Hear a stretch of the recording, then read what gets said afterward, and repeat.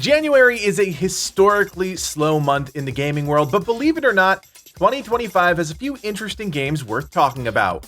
My name is Kodiak, this is Legacy Gaming, and here are the top 10 games releasing in January 2025.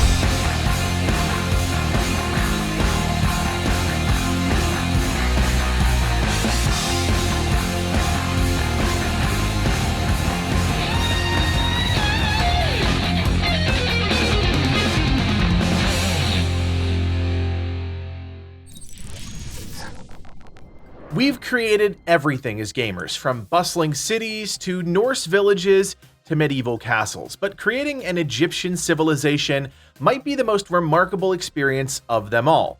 That's what developer Strategy Labs hopes with their upcoming game Builders of Egypt, set to release on January 8th. The game looks to capture the historical accuracy of the Proto-Dynastic period all the way up to the fall of the Ptolemaic kingdom and Cleopatra's death. As you might expect, your goal will be to grow your Egyptian civilization from a small village to the bustling center of trade, culture, and religion as you balance resources, explore relationships with nearby cities, and deal with a variety of challenges that look to distract you from your overarching goal. If you're on the fence about this one, I've got good news. You can check out a demo right now ahead of its launch, which is available on Steam. Hyper Light Breaker is a new 3D co-op roguelike developed by Heart Machine, and it launches into early access on January 14th.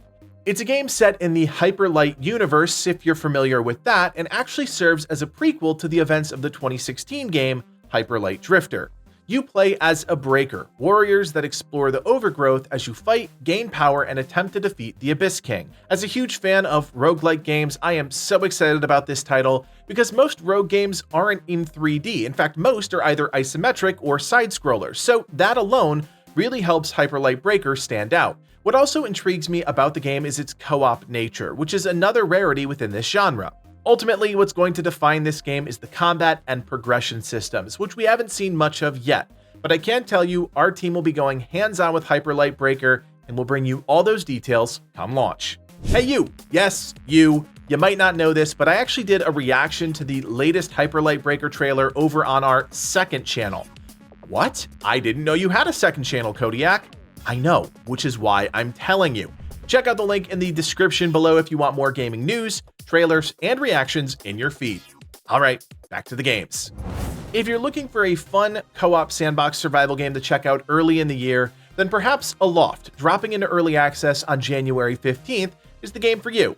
Set in a world of floating islands, you can play with up to 8 players as you explore, fight, and craft your own airship that allows you to navigate amongst the clouds. The game channels a lot of relaxing energy, with exploration at the center, as is usually the case with sandbox survival games. But there seems to be a lot more that Astrolabe Interactive has planned, including an overarching objective to cure the fungal corruption that's taking hold over the islands. Aloft isn't looking to punish you for making mistakes, but instead wants to reward you for the positive things you do in the game, which is a departure for how most survival games operate. You'll be able to harness the power of wind, creating massive windmills that power your various machines, and when you're ready, you can take the fight to the mushroom creatures that threaten the safety of your island. We have historically not covered Switch games on the channel, but we couldn't ignore Donkey Kong Country Returns HD, releasing on January 16th for the Nintendo Switch. This is a remastered version of the beloved 2010 Wii game where you control Donkey Kong and Diddy Kong on a quest to recover your stolen bananas from the Tiki Tak tribe. Of course, with any remastered game, there are enhanced graphics, but we're also getting 80 levels across 9 worlds, including additional levels from the Nintendo 3DS version of the same game. Everything you loved about this game is there, including the minecarts, the rocket barrels, and of course the Rhino, but there's also a modern game mode being added that's more forgiving, offering additional hearts and items. This is pure nostalgia mixed with some modern systems, and as someone that was raised on DK, I can't ignore such an awesome addition to the January lineup. After 7 years of waiting, Dynasty Warrior Origins arrives on January 17th with a clear return to its roots. For the first time, you'll play as a nameless hero during the late Eastern Han period, which is marked by chaos and corruption, experiencing the Three Kingdoms from a fresh perspective. At the heart of Origins is the combat that made the series famous in the first place. 1v1000 fighting returns as players must combat entire armies in real time, while strategically commanding your own troops as you attempt to overcome overwhelming odds.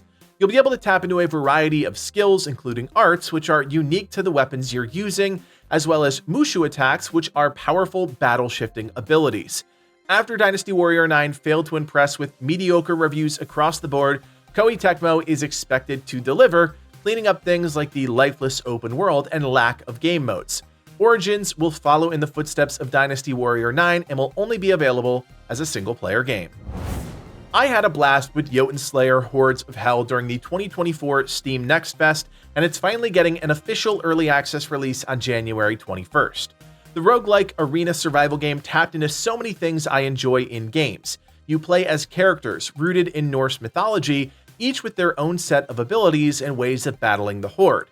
As you level up, the gods grant you new powers, and before long, the sheer chaos that engulfs your screen goes to show just how impressive those upgrades really are.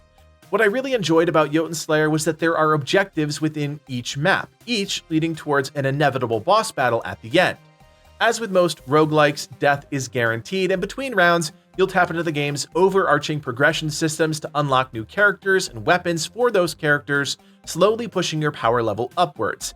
It's a fun game, and the demo is still live, so if you want to check it out before purchasing, it's within your power to do so. On January 23, 2025, PC players can finally get their hands on Final Fantasy VII Rebirth, a month shy of the one-year debut on PlayStation 5. The game continues the story of Cloud Strife and his allies as they journey across the planet to prevent the megacorporation Shinra from exploiting the Lifestream. Unlike the linear progression of the first game, Rebirth features a more open-ended overworld beyond Midgar, with massive regions for your team to explore. The game also dives into Cloud, Sephiroth, and the rest of the team, highlighting one aspect of the original games that players love: the characters. At this point, you know whether or not you're into Final Fantasy and have most likely had Rebirth on your calendar since the day it initially dropped, but others might just be interested in good games, and Final Fantasy certainly falls into that category. With new gameplay mechanics such as synergy skills and the Folio skill tree, as well as aerial combinations, this certainly isn't just a reskin of an old game, but a reimagination of part of one of the most iconic titles in gaming history. A little-known game I'm really excited about is Eternal Strands, releasing on January 28th. The game is inspired by Shadow of the Colossus, with Brynn, the main character, able to climb onto the backs of gigantic constructs, inflicting calculated attacks against armor pieces and weak spots alike.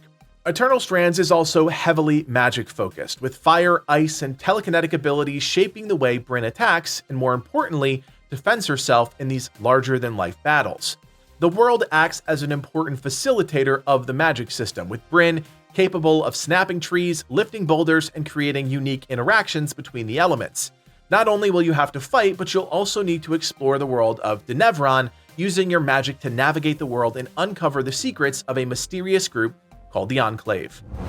Arriving on January 28th is Orcs Must Die: Deathtrap, a game in the long-running series where real-time combat combines with clever traps to stop the flow of orcs and other nasty creatures from reaching the portal you're trying to protect.